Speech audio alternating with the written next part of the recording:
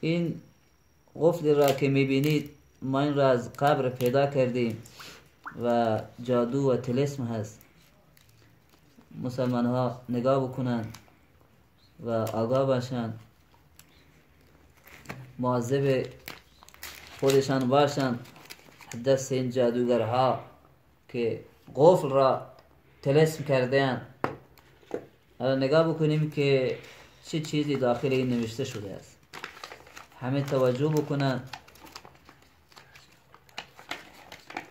نگاه کنید چی نوشته شده است.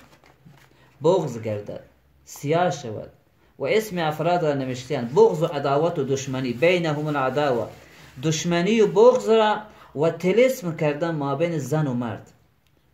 این جادو و طلسمیاتی است که جادوگرها می نویسند و مردم ساده و جاهل می روند و ایمان خودشان را هم برباد می کنند.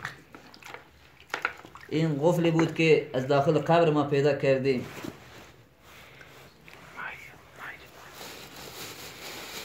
و این ماهی را هم، این هم یک نوع طلسمی هست که نخواها را دوروبر این اصطلاح پیش دادن. این جادو هست، این هم برای بستن و دشمنی و عداوت هست ما بین مسلمان ها. این هم دشمنی و عداوت هست، طلاق شدن ما بین زن و مرد هست.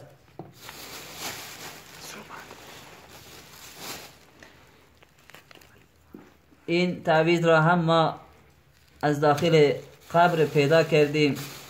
همین تعویضا را ما از داخل قبر پیدا کردیم که انشاءالله الله سبحانه و تعالی اعمال زشت اینها را الله رسوا بکند که انشاءالله رسوا شده اند.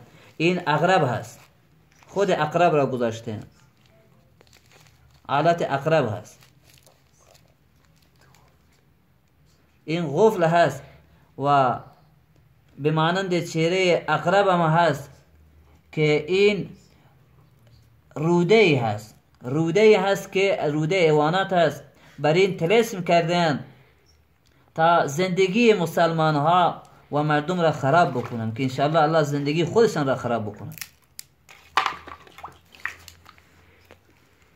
و این را هم ما از داخل قبر سمت چپ قبر پیدا کردیم. این طلسمی هست که فقط برای دیوانه کردن زن و مرد و دشمن کردن خانواده ها و مردم و زن و مرد، برادر، خواهر، این طلسمیات را می نویسند. خدا لعنتشان کنه.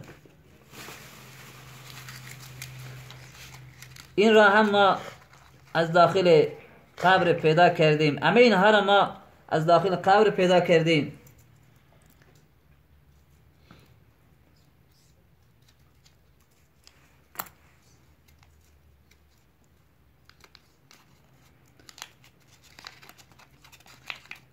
این را هم ببینید، این هم دشمنی هست، دشمنی بسیار سختی.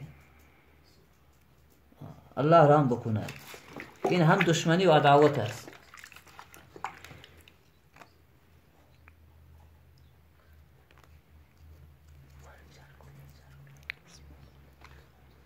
این هم دشمنی و عداوت است. مسلمان ها همه میبینند، خواهرها و مادرها و مسلمان های ساده میبینند که پیش چه افرادی میروند، پیش شیادها که ایمان اونها را میدزدند. ایمان شما را میدزدند که شما پیش جادوگرها میرید.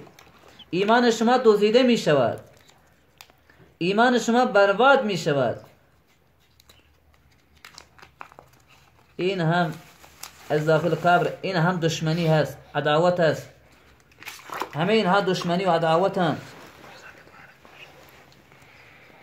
این کوزه را ما از داخل قبر که پیدا کردیم، داخل اون زعفران بود، به همراه یک تعویزی بود که اون هم طلسم بود و دشمنی و عداوت و جدایی ما بین زن و مرد و دشمنی ما بین خانواده ها انداختن. این را از داخل قبر ما پیدا کردیم که روی خود کوزه هم این نوشته های با رنگ زعفران نوشته شده بوده و طلسمیات نوشته بوده که خداوند متعال اینها را همه را رسوا کرد و انشالله خود اینها هم رسوا می شود.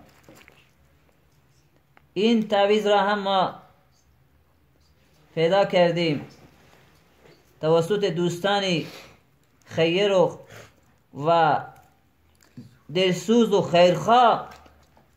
خیرخواه ما مسلمان ها اینها را از داخل قبرها پیدا کردند و گشتند، دیدن که جادوهای از داخل قبرها بلند می شود.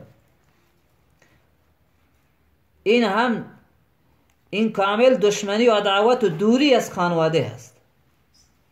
این هم دشمنی عداوت است. همین دعاهایی که هستند جدایی عداوت هستند که توسط جادوگرها امر می شوند و مردم ساده هم می روند امر و گفته جادوگرها را گوش می کنند و این کار انجام می دهند. انسانی که مشکلی دارد خداوند راه حل قرار داده است. ما مسلمانیم، اگر مسلمان واقعی باشیم پیش جادوگران نمیریم، اگر نه مسلمان نیستیم پیش جادوگران میریم. این هم دشمنی و عداوت است، مابین زن و مرد هست. دشمنی و عداوت و جدایی هست. این جدایی زن و مرد است. این طلسمی است که زن و مرد از هم دیگر جدا بشوند.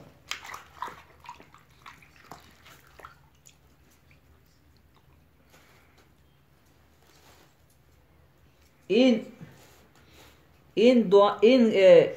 به اصطلاح طلسمی را که ما از داخل قبر پیدا کردیم، این هم جادوی از عضو به اصطلاح استفاده شده های یک زن و یک خواهر مسلمان بوده که داخل تعویض کردن و از تکه لباس های زیر لباس اون هم آوردن داخل این طلسم کردن و از تکه مس های را هم دوربر این تعویض کردن. و این لباسی که از عضوی از لباس یک زن مسلمان خواهر مسلمان بوده اینجا آوردن در این طلسمی ها و این انگشتری به اصطلاح این سنجاقی که اون خواهر ما یا اون زنی که استفاده کرده اینها را در طلسمیات گذاشته اند.